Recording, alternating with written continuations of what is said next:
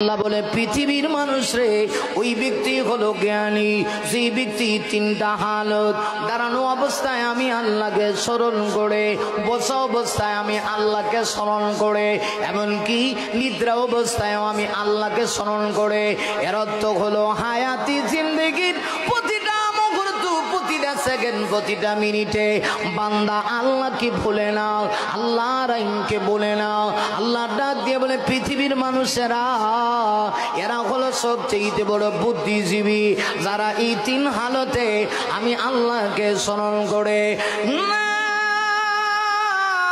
শুধু তাই না, আল্লাহ তারপরে বুদ্ধিজীবী আর একটা পরিচয় দিয়া বলেন ওয়ায়াতাফাক্কারুনা ফি খালকিস সামাওয়াতি ওয়াল আরদ।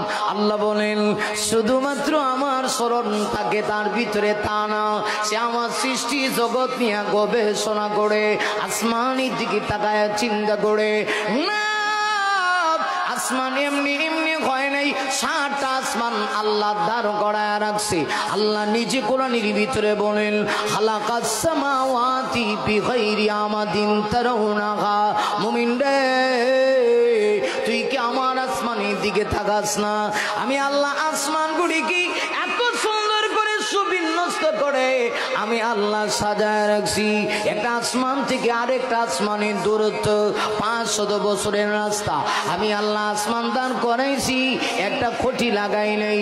এই যে মাহফিলের আয়োজন হয়েছে, আগে থেকে খুঁটি লাগায়া খাম্বা লাগায়া তাফসীরের আয়োজন করা হয়েছে। কারণ যদি বাতাস হয়, প্যান্ডেল চাইব কই, বক্তা চাইব কই। আল্লাহ কয় আমি এমন কুদরতওয়ালা বান্দা, আসমানের দিকে তাকাইলে তুই আমাকে চিনবি। শুধু তাই না, জমিনের দিকে তাকাইলে ফি খালকিস সামাওয়াতি ওয়াল আরদ, আসমান সমগ্র আর জমিনের দিকে যদি তুই তাকাস রে বান্দা, তুই আমাকে চিনতে পারবি। যদি আমার আসমান দেখে দেখে তুই যদি আমাকে চিনতে পারস, আল্লাহ কয় তুই হলে সবচেয়ে বড় জ্ঞানী, তুই সবচেয়ে বড় বুদ্ধিজীবী। আসমান নিয়ে গবেষণা করবে আর হাত বাড়ায় দেয়া বলবে রব্বানা মা খালাকতা হাদা বাতিলা।